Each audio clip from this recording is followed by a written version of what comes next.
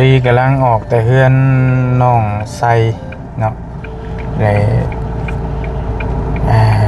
มาเห็นทางน้องคนหนึ่งเพิ่นอุ้มอุ้มลูกน้อยแล้วก็หิวธงไปขายแล้วบางทรงคือซีเมนเบิ่งก็เด้อคือซีเมนเสาเพชรบ่ลีเบิ่งทรงเด้อพี่น้องเบิ่งกันเด้อเสาเพชรไม่ห้างเห็นบ่อุ้มลูกน้อยเห็นบ่อุ้มลูกน้อยย่างเนาะแน่ไปขายหยังเด้นี่เด้เดี๋ยวมาเบิ่งก่อน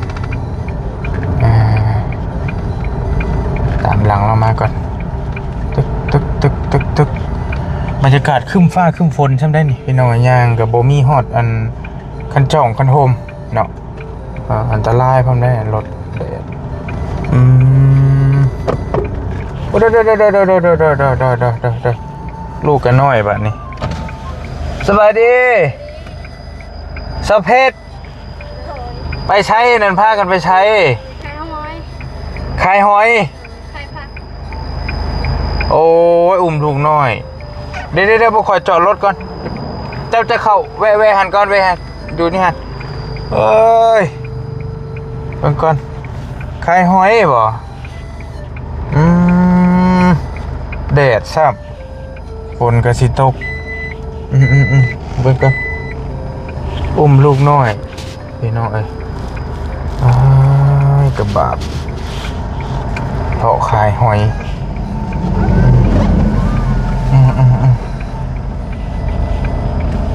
สาวเพ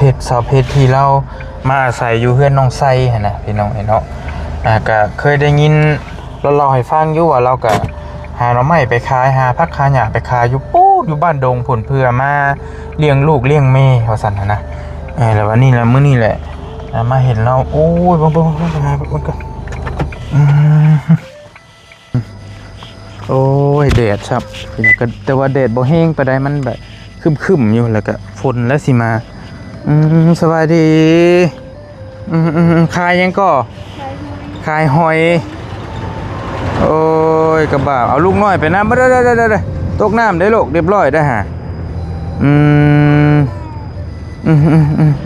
เบิ้งหาคอยเบิ้งเนี่ยเท่าไรอันนี้ขายเท่าไรอันนี้โอ้เด้อหอยพี่น้องหอยยังอันนี้ฮะน่ะ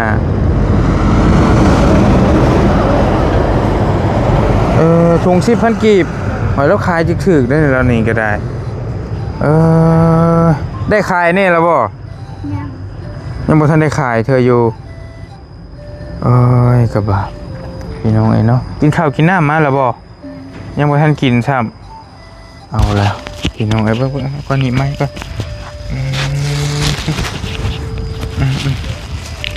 มันก็อยากแดดผ้าบางกันถ้าลูกมาห่มอีกก็ได้สาเพชรคุยน้ำจักหน่อยมาห่มก่อนอย่ามากระบะบักหำเพิ่นมาห่มก็ลูกกระบะเด้ก็บ่ได้เห็นแล้วแต่โดนแล้วบอลลี่กะทางน้องเพิ่นนี่กะนี่อยู่นี่ห่มนี่ก็ห่มพอจะใช้ห่มนี่มองใดก็ได้นะมองมันห่มก็ได้ละพูดยันหน่อยมันเป็นรถว้าวลิ้นแม่งกระบอกแม่งกระเบื่อในเนาะเพิ่นก็ได้โอ้ยกระบะพี่น้อยอันพักบุ้งมาจะใช้อันน่ะสาวเก็บอยู่น้องบ่ลูกบ่เนี่ยว่าพี่ลูกอย่าได้เงินไปเฮ็ดหยังนี่สาว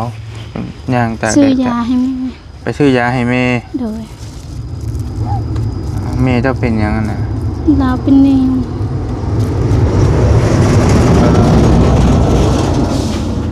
แม่ป่วยบ่โดยเป็นนิ่วซั่นบ่โดย3 ปีปลายเลยเราเป็น3 ปีปลายแล้วเพิ่นนักบ่ตอนนี้นักแห้งแต่บ่โดยตอนนี้เดือนหนึ่งเราบ่ได้ลุกกินข้าวนี่มีแต่เราลุกไปทายซื้อกินข้าวก็บ่ได้แล้ว มากินแล้วก็เราอยากหัก เอาแสดงว่าแท้บ่ได้กินทอดเข่า โดย ยาพันดอกพันลินดอก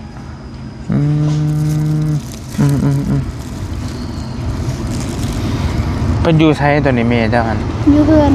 อยู่เพื่อนตะกี้เจ้าคือว่าน้ำข่อยคือว่าเจ้าหาหน่อไม้หน่อมันไปขาย หาคือกัน บัดนั้นคอยเว่าน้ำบาระบาวหันบัด2-3 มือเราเป็นไข้เลยแต่นั้นมาเราบ่ได้กินข้าวจนฮอดมื้อนี้ เป็นหันมาก็เป็นนักเลย โดยแต่คอยเว่าน้ำระบาวหันมือระบาวทามมันคอยก็หาอยู่หน่อไม้แต่ก็พอได้แกงนั่นคนหาหลายเด้ตอนนั้นฮะได้พอได้แกงหั่น2-3 มือคอยหาแต่บ่ได้คอยบ่ได้ไปขาย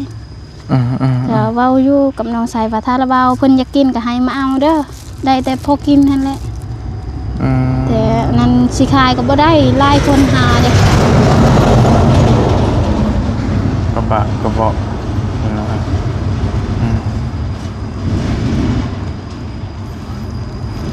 คือความหมายน่ะน้องเพิ่นหันพ่อก็บ่อยู่แล้วนะพ่อก็เสียแล้วเรานี่กับป้ากับผัวแล้วปัดแม่ประสบแม่มาป่วยอีกบัดนี้นั่นแหละเป็นมรสุมเลยนะเนาะหาเงินพอได้ไปซื้อยาให้เพิ่นเจ้าก็ได้ที่เจ้าพี่น้องยังบ่ทันได้ขายจากพันครับ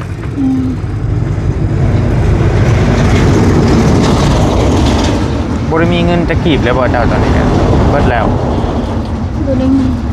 แต่เช้านี่ก็พาลูกไปงมหอยสิไปขาย นี่ได้พาลูกน้อยนี่ไป โดยนำบ่เลิกปานใดก็พาเราไป อ๋อ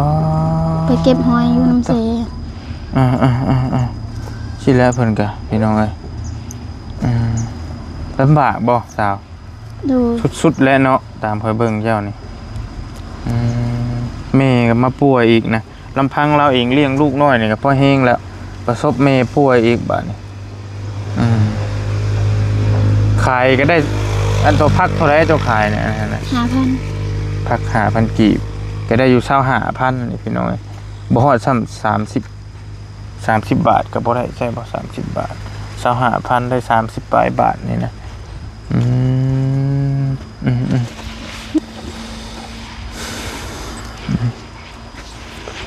เรากำลังย่างออกมาแต่บ้านสิไปขายอยู่ไสอันนี้สิย่างไปขายอยู่ไส หมดเท่าใดก็เมื่อเท่านั้น ไปซื้อซอยก็ขายไปเนาะ ดูขายตามทาง ผมมีทางไปนะนักเฮงอีหลีบ่เมเจ้านะ ดูเราบ่ได้กินข้าวเลยแต่ค่อยเว้าน้ำระบาวนั่นแหละก็ว่าสิไปขายหน่อไม้หั่นเราก็เป็นตั้งแต่ตอนนั้นเลย นั่งก่อนก็ได้ยันว่าเมื่อยเดี๋ยวลายมือแล้วติ เดือนหนึง เป็นเดือนเลย ดู ติดต่อ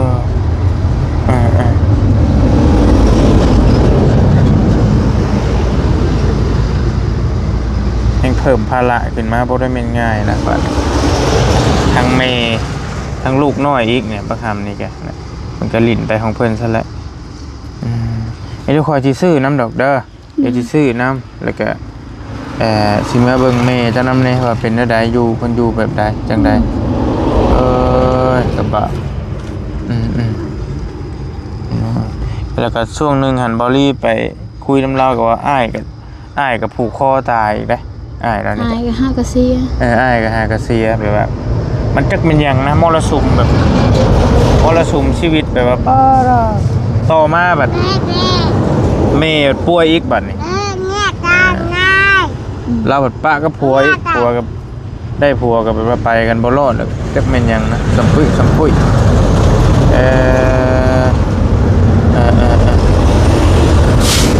มีเงินจะกีบจักพันน้ำโตเจ้าตอนนี้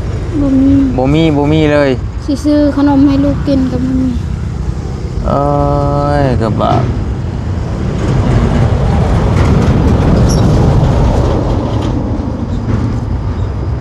เพิ่นก็สิได้เด็กน้อยเพิ่นบ่จักผู้ช้างได้จับไปดูทิพย์โลโอ้ยมึงนี่ แล้วก็ลิ้นไป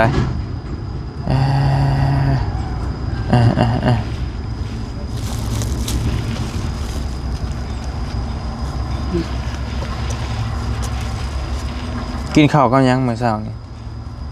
กินแต่ผัก กินกับผัก ต้มผัก หอยนี่เฮ็ดได้กินอันนี้ ต้มกิน เด้อ ปุ๊บกระลิ่นของเพิ่นไปหันก็ได้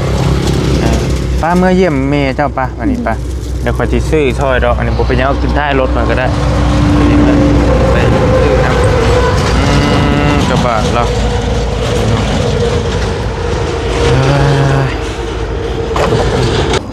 มาใช้รถไฟไหม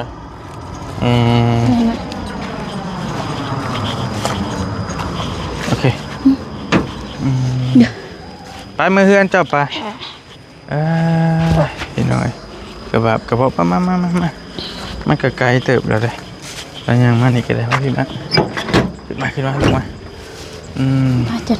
จะรอสิเลนมาส่งเขาเดียวเดี๋ยวเมื่อเยี่ยมเมย์จะนำเลยเยี่ยมไปเถานำเลยเป็นอะไรนั่งขึ้นนั่งลงลูกนั่งลงเดี๋ยวนาบามีขนมเอาขนมไปกินกันได้ขนมคือซอยนางไส้มากินอันนี้อ่ะกินนมกันหรอขอบใจก็ได้อันนี้กินนมกันจับกินเด้อแกกินเด้อเดี๋ยวจับมันเด้อขอบใจปลาลงมาลูกลงมาลงมาก่อนโอเค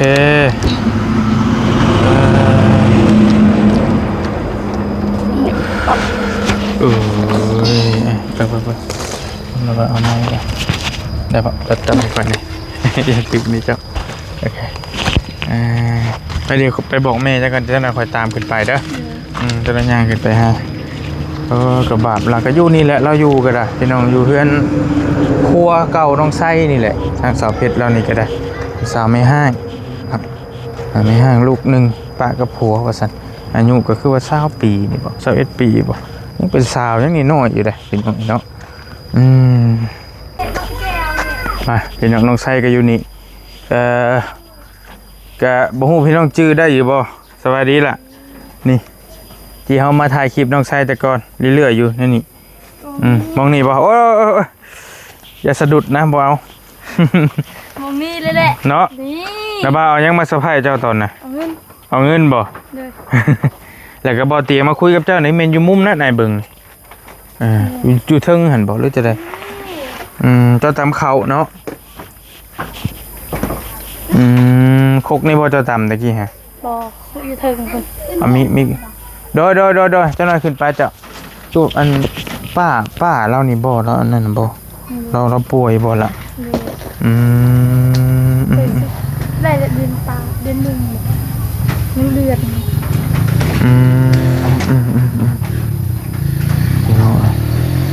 กระบอกแถวนี้แหละเราไปกับคิดฮอดเนาะก่อนนั้นนะว่าคิดฮอดบ่คิดฮอดกะเวลาเพิ่นมาถ่ายคลิปกับเจ้าก็มานั่งอยู่พี่พามานั่งอยู่พี่เอามาไม่ใช่ได้คิดเห็นความเก่าเลยป้าขึ้นไปน้ำไม้เลยเจ้าว่างอยู่บ่ขึ้นไปคุยพาไปเยี่ยมป้าเจ้านี่มันมีกุ๊กคือมีสะดุดเรื่อยแท้ฟังแล้วคาเขาหมดเลยเป็นยนต์ดีมั้งมาขึ้นเบิ่งดูขึ้นนางไซขึ้นเก่าคนได้นี่พี่น้องขึ้นก็ขึ้นเข้าหัวบันไดกับโอ้ยเงื่งมาเลยขอขึ้นเฮือนนี่จับให้นี่จับให้มึงดูเอาขึ้นดีๆเด้อคือเงียงครับเนาะมันคือเงียงแบบนี้นี่อย่างจังเตะตอนเอาเลยมีเด้อระวังเด้อแถวนี้เด้อระวังเด้อแถวนี้เด้อเดี๋ยวว่าฉันเถอะโอ้ดอกเลยเรานอนนี่มากกะลีเด็กน้อยตัวบ่เรานอนบ่เมื่อจับได้ยืมพัดลมเฮาว่าได้ดีเลยบ่ยืมพัดลมค่อยสบายดีเด้อเอื้อยบ่พอนี้ เอามีลูกน้อยพร้อมบ่ น้อย อืมเอ้ยสะเพ็ดบ่ แม่ เพิ่นมาเยี่ยมแม่โอเค สบาย พอเรานอนหลายยาแล้วแหละพี่ดังให้เรานอนก่อนลายมือแล้วก็จะไปเป็นไง เป็นลายมือเลย เป็นคนเดือนพี่ย้ำมาพี่ก็ได้จุ๊บจะพากันย้ำมาพี่ไหนบอกที่นั่งพี่ไปนั่งมาทางใช่พี่นั่งลงได้แล้วได้แล้ว อ๋อเดี๋ยวอาจจะไปทุก นั่งนั่ง จะไปไหนหรอใช่ไหม ได้แล้วเ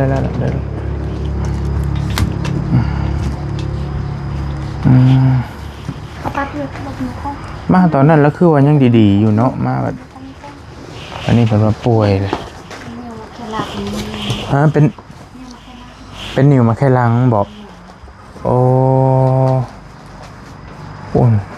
นิ่วมาแค่ลังคือนิ่วในไตนะพี่น้องใส่ปุ๊บใส่รถใส่ เกมมูดเนี่ยเปิดปั๊บเลย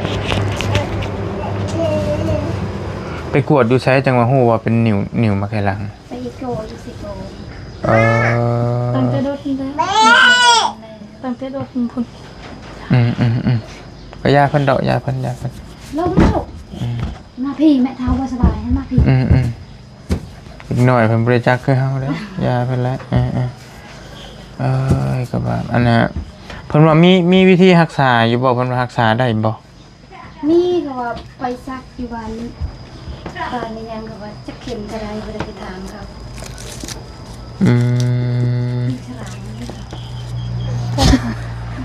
วินฮะ ถอนยังเขาเอิ้นอยู่พุ่นมึงลูกละให้ยังจะไปกินก็อันนั้นมันเอาดิเราต้มแห้งบ่ เอาให้แม่เท้ากินไปเอาให้แม่เท้าไปเชิญคำที่อาณาจักรบุ๋มเลยไม่ได้อ่ะตั้งแต่กินดีอยู่พอได้จะกินอีกอ้าวกินบ่ได้อ่ะ ให้แล้วเนาะจะเปิดหันพัดลมใช้เหล้าก็ได้คนเราคือบ่ถือพัดลมบ่เป็นว่าเราฮ้อนเราบ่ฮ้อนบ่ บ่ เอาสั่งว่าแท้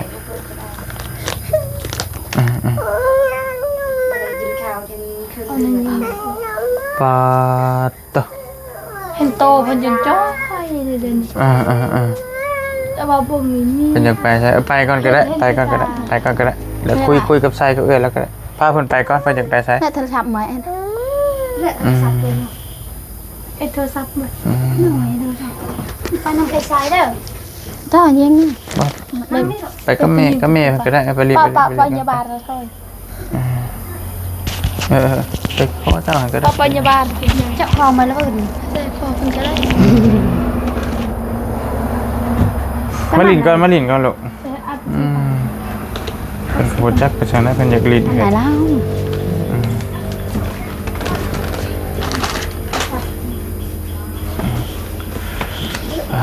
ก็ว่าเป็นนิ่วมาไขหลัง เอาเมื่อคืนนี่ก็นอนอยู่นี่ ถ้าก็มานอนน้ำเล่าอยู่นี่บ่เป็นนิ่วมาไขหลังเมย์บอลลี่ผัดเป็นมาไขหลังเสื่อมนี่มาแค่ลังมาแค่ลังอ่างน้ำมาไขหลังอ่างน้ำบ่เมย์เฮาก็เป็นไขหลังคือกันต้องเที่ยวไปฟอกตลอดมื้อนี้ก็ไปยังบ่เตียงพาไปต้องพาไปฟอกอยู่ไทย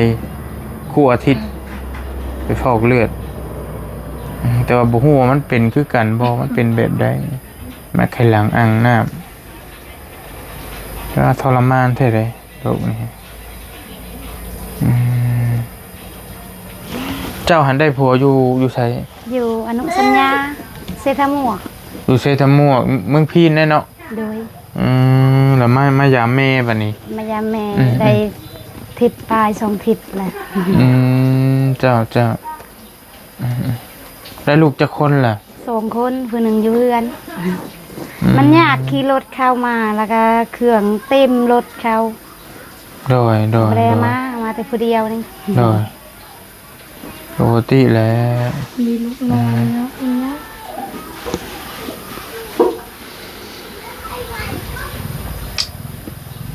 เห็นเราแต่ก่อนนะเรายิ้มเป็นแท้ๆอารมณ์ดีแท้ๆเนาะมีเนาะชายเนาะช่วงไอมาหาเจ้านะแล้วยิ้มตลอดอารมณ์ดีอันนี้เป็นนิ้วเป็นอันนี้ไป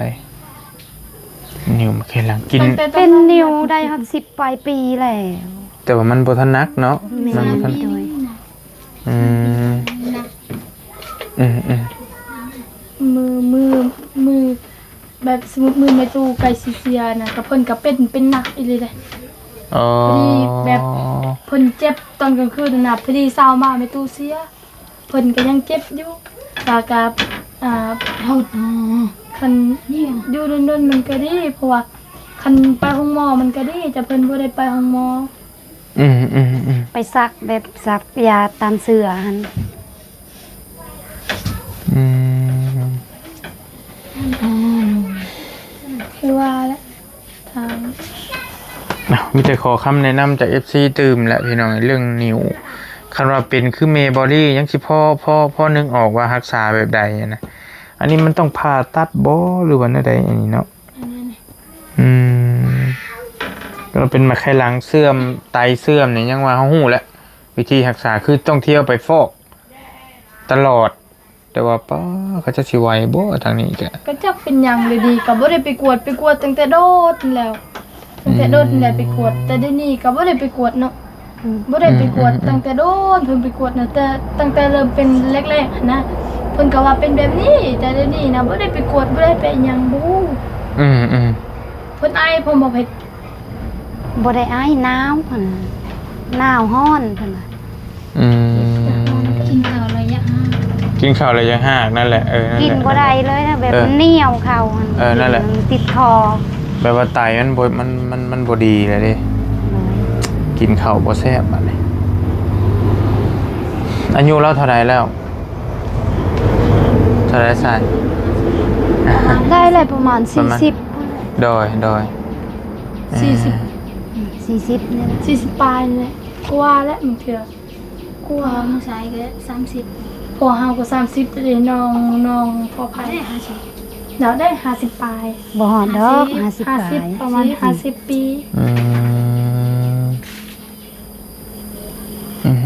50 ปีมายาวนาวแต่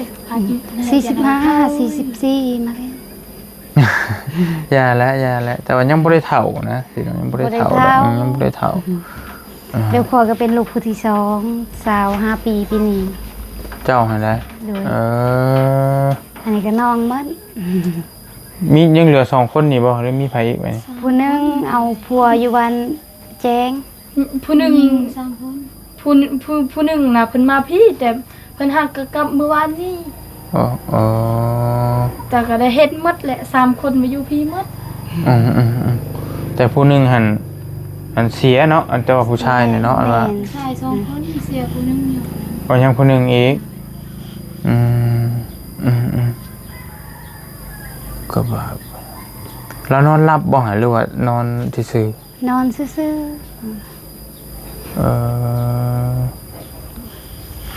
เบิ่งว่าจะไปเบิ่งเลยได้ป่ะ ๆได้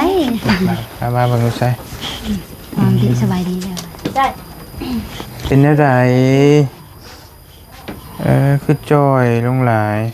ไปดีเว้ย เอาไม้นกพ่อเพิ่นมาดู แม่ในไม้ใส่ในไม้ เอามา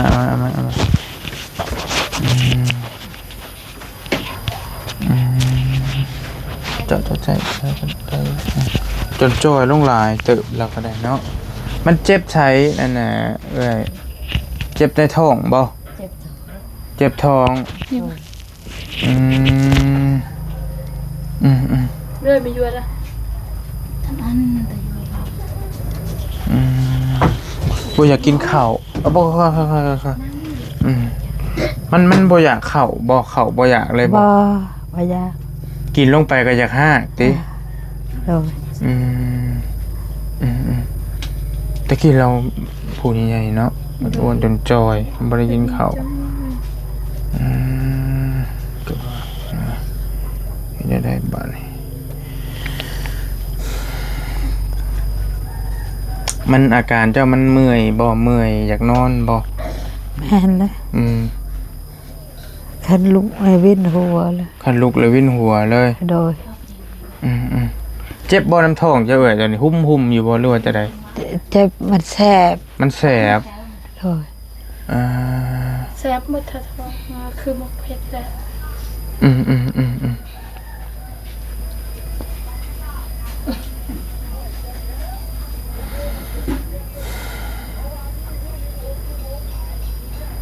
มันบ่เมื่อยตัวบ่ได้กินข้าวกินน้ำนี่แหละเข้าใจได้เลย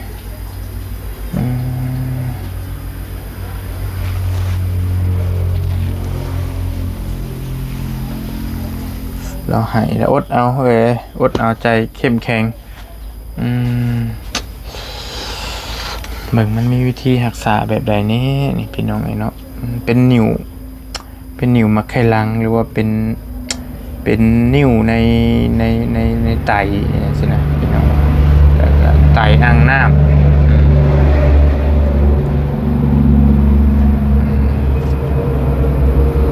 เพราะว่าแม่ระบ้าวก็เป็นแบบนี้แหละคือเจ้าเห็นนะบ่าวพาเราไปหาหมอตลอดนั่นแหละแต่ว่ามันต้องได้เที่ยวไปตลอดทุกอาทิตย์เลยนะอาทิตย์ละ2 เทื่อฟอกตลอดพี่น้องก็สิคล้ายๆกันนั่นแหละบอดี้เบิ่งนี่ก็ได้ เพิ่นบางเทื่อก็มาพลังสุดโทรมก็มีเพิ่น อันนี้ทางไม่บ่กินรักษาแล้วบ่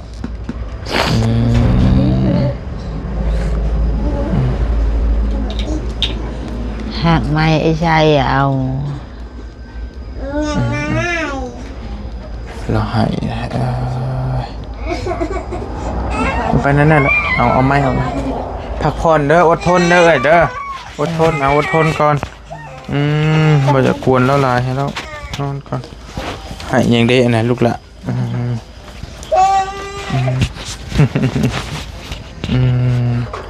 ลงไปรถให้ถ้าเพชรลงไปเอาอันนี้มาสู่แล้วกินเนี่ยไปไปต้มขนมไปลงไปน้ำกันไปป้าก่อนเด้อเดี๋ยวจะมายามใหม่เด้อขอบใจได้ลายเด้อเดี๋ยวไปเอาขนมมาสู่จะกินเลยนี่พี่น้องโปบันไดมันเป๊ะอยู่ข้างเดียวเลยปวดหูหาเป็นตะกล้องไงเลยกระบะได้เลยเนาะการเจ็บการเป็นยังนุ่มยังน้อยอยู่ได้เราก็ได้มันเป็นสาวอยู่เนาะ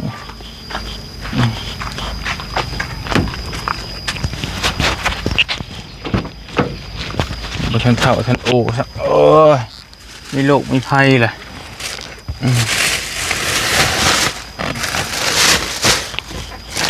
เอาตรงนี้แล้วให้มาจากเสื้อไส้เนี่ย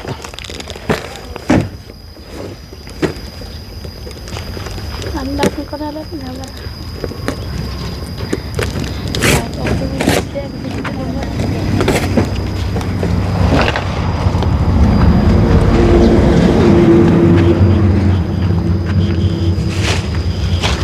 คนกับมาเลยพึ่มมาเลยคนก็ได้โอเค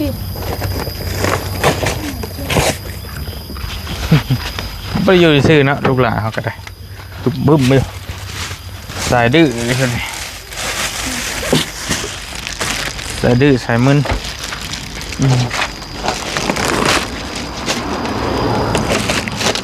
ซื้อมาตัวแค่นักไซเลยแบ่งให้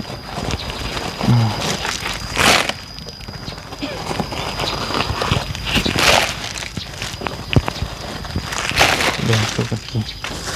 อันดีโดนะ